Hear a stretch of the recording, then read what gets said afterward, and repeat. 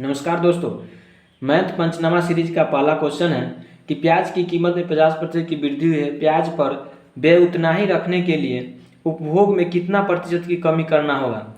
तो ऐसे प्रश्न को सोल्व करने के लिए इंक्रीज और डिक्रीज मेथड, जैसा कि इस प्रश्न में है कि 50% कीमत में वृद्धि हुई है, तो 50% को परसेंटेज में भिन्न में लाने के लिए क्या करते हैं, 50 में 100 से भाग देंगे तो कितना हो जाएगा, कट के 1/2। 1/2 क्या हो रहा है, यहाँ इंक्रीज हो रहा है। इंक्रीज मतलब बढ़ रहा है, 1/2 मतलब बढ़ रहा है ना।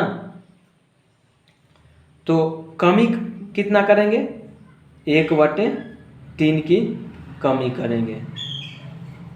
तो 1/3 बराबर क्या होता है, 33.1/3%, या ऐसे ही 1/3 गुने 100, तो 100/3, और 100/3 में भाग देंगे, कितना हो जाएगा, 100 में 3 से भाग देंगे तो 33.1/3%, यही आंसर होगा। ऐसे प्रश्न को हल करने के लिए सबसे आसान मेथड है कि इंक्रीज और डिक्रीज। जैसे किसी भी प्रश्न में अगर 10% की वृद्धि हुई है, 10% की वृद्धि हुई है, तो उसमें क्या करेंगे, 1/10 अगर वृद्धि हुई है तो कमी कितना होगा, 1/11 बराबर 1/11 को कैसे लिखाएंगे, 9.1/11।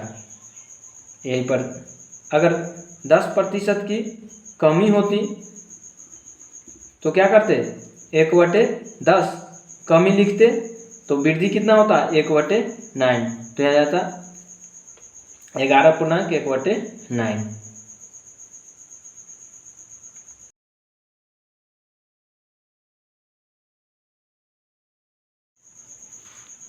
अगला क्वेश्चन है कि किसी टेलीविज़न सेट के मूल्य पर 10% की छूट दी जाती है, पुनः उस छूट वाले मूल्य पर भी 10% की छूट दी जाती है।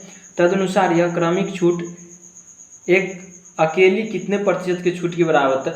इसका मतलब है क्या,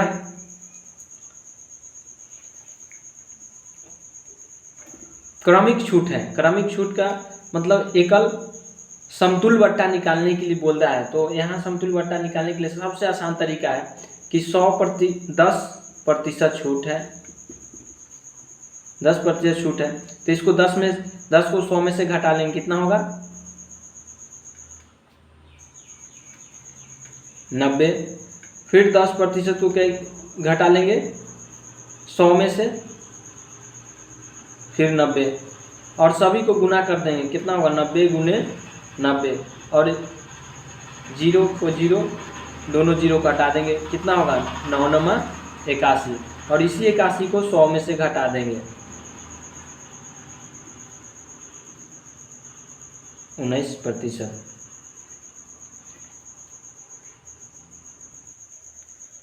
अगला क्वेश्चन है कि यदि x का मान y के मान से 25% कम हो तो y का मान x के मान से कितना प्रतिशत अधिक है।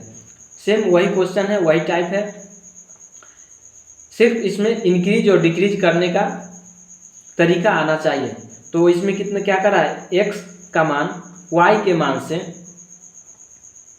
25% कम है, तो x का मान कितना है, 25% कम है, तो कम है तो कितना हो जाएगा, 25% को भिन्न में लिखेंगे कितना, 1/4। 1/4 अगर कम है तो y का मान कितना बढ़ जाएगा,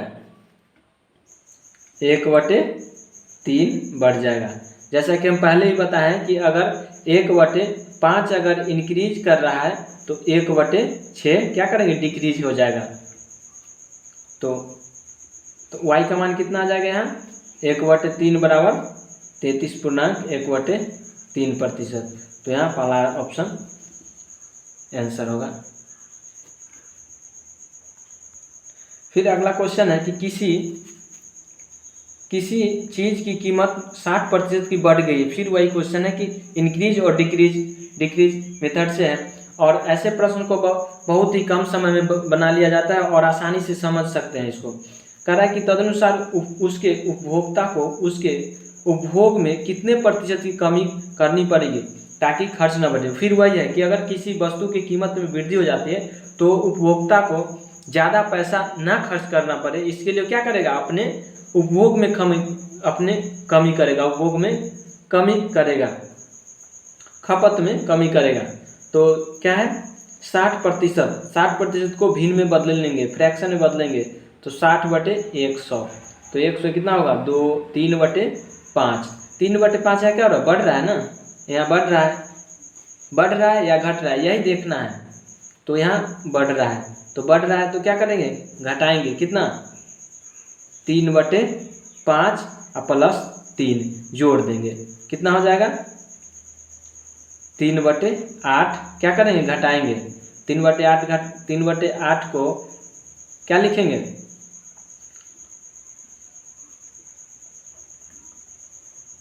3 × 1/8। तो 1/8 कितना होता है, 1/8 बड़ा होता है 12.5, या यूँ कहें 3/8 × 100, ऐसे भी कर सकते हैं। तो यहाँ कितना हो जाएगा 37.5%। इससे आसान तरीका ऐसे क्वेश्चन को बनाने का नहीं, और कोई मेथड हमको तो नहीं लग रहा है। नेक्स्ट क्वेश्चन है कि x की आय y की आय से 20% अधिक है, तो y की आय x की आय से कितने प्रतिशत कम है। देखिए इस 5 टाइप के क्वेश्चन से आपको प्रतिशत के लगभग क्वेश्चन सॉल्व हो जाएंगे, उसमें कोई दिक्कत नहीं होगा। सिर्फ इंक्रीज और डिक्रीज देखना है कि कब बढ़ रहा है और कब घट रहा है, ठीक है। यहाँ क्या कर रहा है, x की आय y की आय से 20% अधिक है, तो यहाँ भी x की आय y की आय से 20% क्या हो रहा है, बढ़ रहा है। तो 20% को फ्रैक्शन में लिखेंगे, कितना होगा 1/5। भिन्न में बदलने के बाद 1/5 है, क्या हो रहा है, बढ़ रहा है। तो y की आय इससे तो कम होगा ना, तो y की आय कितना कम होगा, y की आय कितना कम होगा 1/5 प्लस 1। कमी करने के लिए ऊपर वालों को नीचे वाले में जोड़ देते हैं, ठीक है। तो कितना होगा 1/6 क्या होगा, कम ही हो जाएगा। तो 1/6 बराबर कितना होगा 16.2/3%, या ऐसे भी लिख सकते हैं इसको 1/6 × 100। तो इसको काटेंगे, कितना होगा 50/3। इसको फिर भाग देंगे, कितना होगा 16×3 = 48 और 2 50/3, यही होगा।